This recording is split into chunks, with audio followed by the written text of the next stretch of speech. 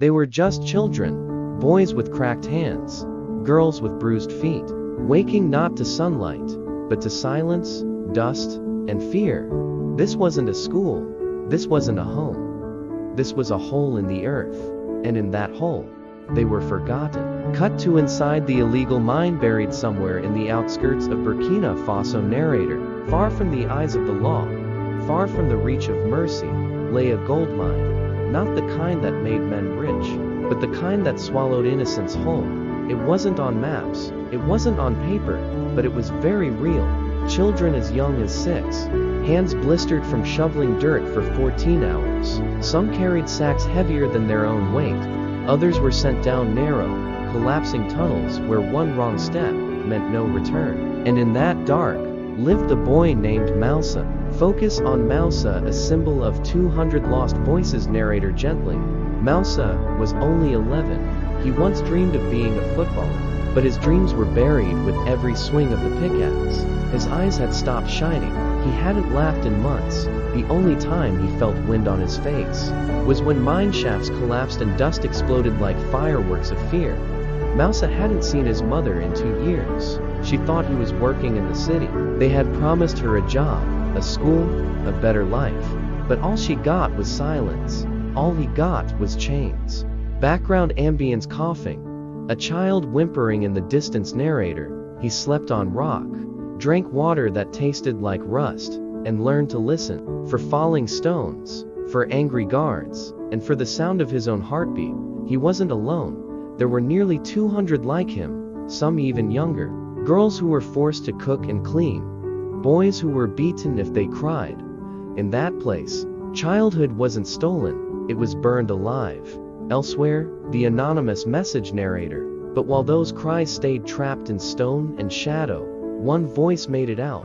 A woman named Aminata, once a cook for the mining operators, had escaped, carrying a broken phone and a heavier heart. She knew who to write, or rather, she knew who might listen. They didn't arrive with fanfare, and no sirens. No flashing lights. No journalists to broadcast the mission. Just a convoy of silent warriors, disguised as traders, drivers, geologists. Each man and woman handpicked, not just for their skill, but for their heart.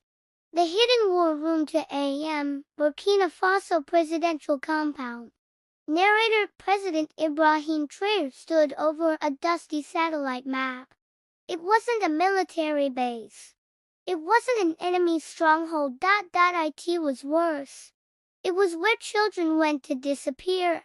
They think no one sees them, he whispered. Tonight, we prove them wrong.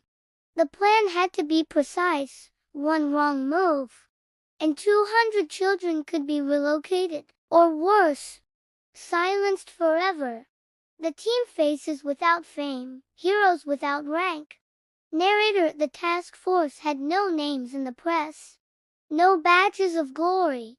There was Captain Ibrahim, a father of 4 who cried after reading the report. There was Didier, a tech specialist who hacked the mine's perimeter cameras. There was Fatou, a former medic who volunteered even though she wasn't required. Each of them carried a single photo. Moussa, the boy from the message. Not just as intel, but as purpose. Don't think of this as a raid, Traoré said. Think of this as bringing someone's child home. The journey begins convoy through dusty roads.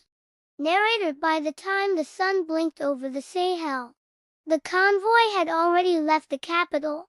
5 disguised trucks, 3 decoy routes, and 1 true path into the belly of silence. The roads were rough, paved in potholes and suspicion, but the soldiers kept driving, because every minute wasted was a minute more a child lived in chains.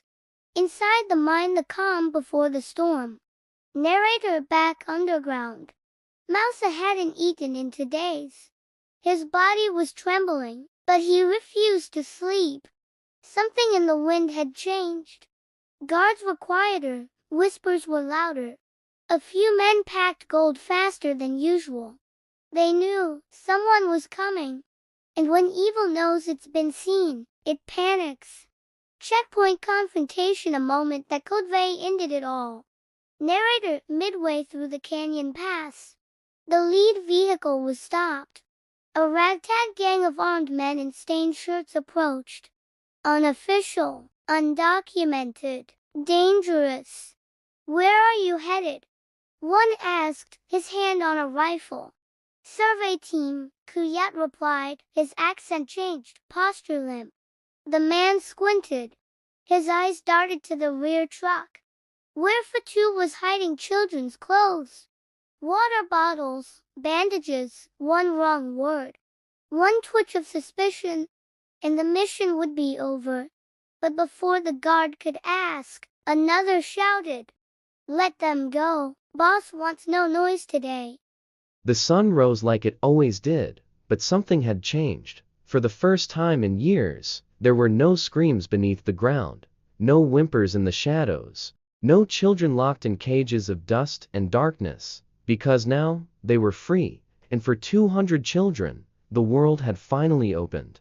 Hospitals, shelters, and hope. Narrator. Across the capital and nearby towns, medical tents filled with laughter, safe houses echoed with new songs. Tiny feet, once covered in mine dust, now ran across clean floors. Some kids hadn't seen a real bed in years. Some were afraid to close their eyes, worried they might wake up back underground. But each day, the fear faded a little more. Moussa, the boy who inspired a nation. Narrator. Moussa, the boy who had led others through the dark tunnel, was now at a quiet recovery center.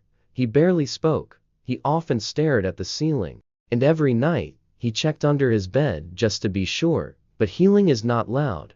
It begins in silence. One morning, a nurse gave him crayons, and Moussa, who hadn't spoken in weeks, drew a mine, a soldier, and dozens of children running into the light. That drawing would soon touch the world.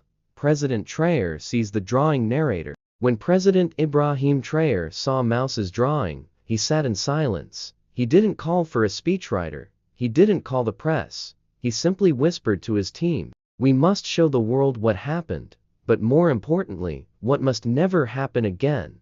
The world reacts. Narrator. Within days, news outlets from every continent shared the story. President saves 200 children from slavery. Africa's hero, Ibrahim Traoré, is silent mission. The boy who escaped the darkness. But this was no PR stunt. There were no camera crews during the mission, no news leaks, no social media posts, because Traoré had made one thing clear: this is not for applause. This is for justice. President addresses the nation. Narrator. A week after the rescue, President Traoré stood before the National Assembly, but he didn't come with charts or reports. He didn't wear a military uniform. He came holding a pair of small, torn shoes caked in mud and blood. "These belong to a boy who spent 3 years in chains," he said.